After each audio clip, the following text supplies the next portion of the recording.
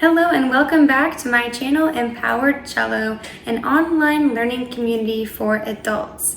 Today I'm going to be posing a very important question that I want you to be constantly asking yourself while practicing your bow stroke. If you aren't asking yourself this question, then you're missing out on something really important, and it's probably the reason you aren't getting the sound that you want. So stick around and we'll break this down and dive into it. And this is going to be your mantra going into your practice week, this one very important question. If you're new here, go ahead and hit subscribe so that you don't miss my weekly videos on cello tips, tricks, and strategies for adult beginners. And I'm very excited to announce that my online guided course with interactive feedback is opening up on August 1st. It's called Cello Foundations, a guided start for adult beginners. This course was built for adults, with adults in mind, based on all of my experience with adults. And so if you're craving a system rather than random pieced together tips and tricks from YouTube, check this out to see if it might be something that's useful for you. The course opens in August, but priority list opens now. So if you want to save one of my limited 50 spots, you can go ahead and do so at the link in this video. And at that link, you can also just explore the course and find out what it's all about.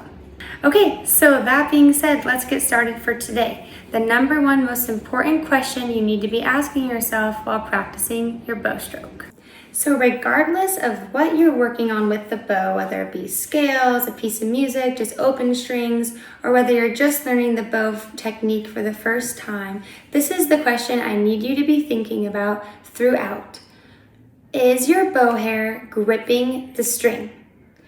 Adults so often get stuck on making sure they have the perfect bow hold, the perfect placement on the string, or they get really stuck on what the bow stroke should look like, that they miss out on a really important idea, this concept, this main underlying concept of the bow stroke, which is that in order to get the string ringing to create a resonant sound, the bow hairs need to be gripping the string. They are able to do that because the rosin on the bow hair is really sticky. So you can kind of picture rosin as like these little tiny grippers that can grip the string if you have natural arm weight coming down, so that you have a little bit of weight to kind of get the hair into the string.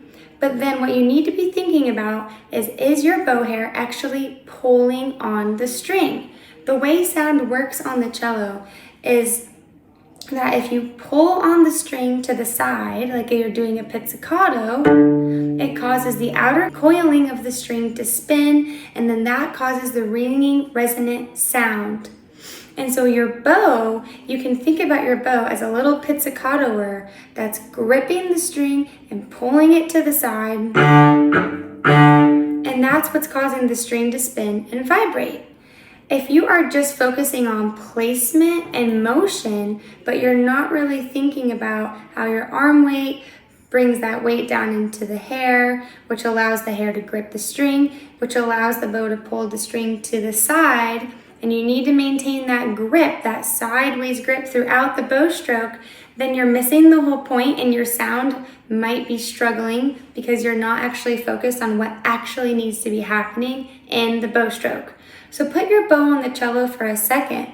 Release your natural arm weight. You can look at prior videos if you want to learn more about that. And I just want you to pull the string to the side like a loose tooth, but don't play the string. So you can kind of feel the sticky grippiness of the hair with the rosin, and you can either wiggle the string to the right or push the string to the left. And I want you to look down on your cello. That is your home base. That is your starting point grip. If you don't have that grip throughout the bow stroke, then your sound is going to suffer.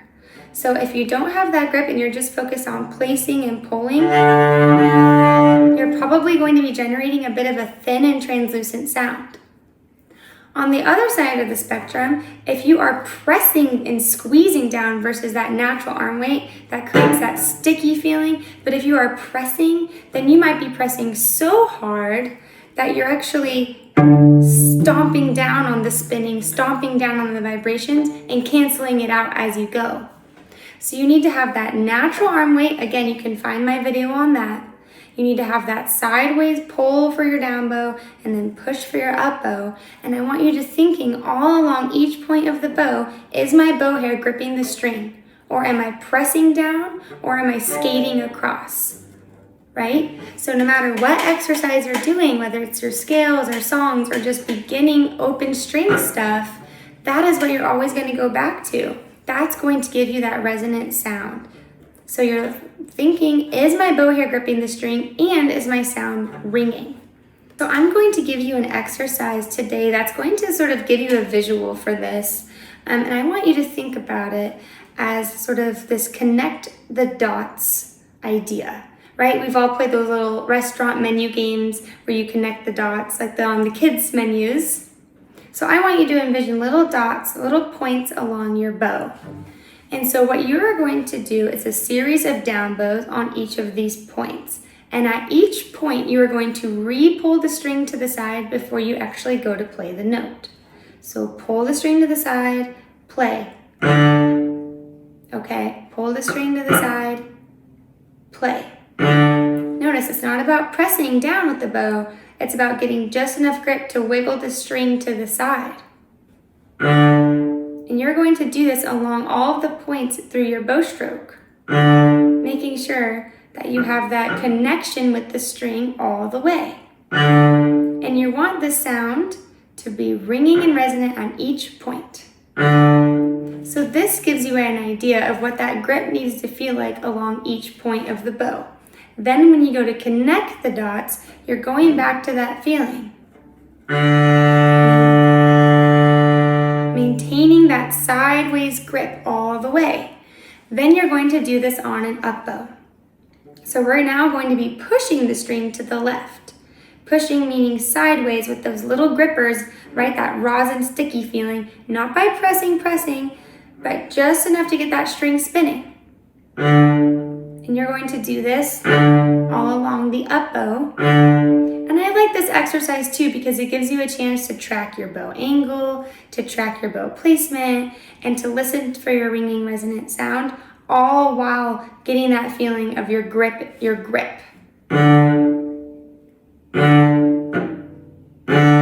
Okay, then once you're getting that consistent cello sound, then you're going to go back and connect the dots. And then you can connect the down bow to the up bow and so forth. So if you have been getting an inconsistent cello sound, I'm willing to bet it's because you don't have that consistent grip all along the bow, right? You might be kind of forgetting to think about it. You might be probably just thinking about all the other things you have to think about when you're learning cello for the first time. That's super understandable. So this week, I want this to be your focus if you're working on your bow skills. Every time you're using the bow, just think, can I feel the bow hair gripping the string? Okay? And that is going to give you something to center you, to focus you, and to really improve your bow sound, okay? For me, this is one of the #1 exercises I give all of my adult students, and it really helps something click for them when it comes to the bow stroke. Okay, guys, that's all I have for you this week. Don't forget to comment, like, subscribe. Let me know how you're enjoying these videos or if there are any other videos you would like on this weekly video series. Okay, see you guys next week.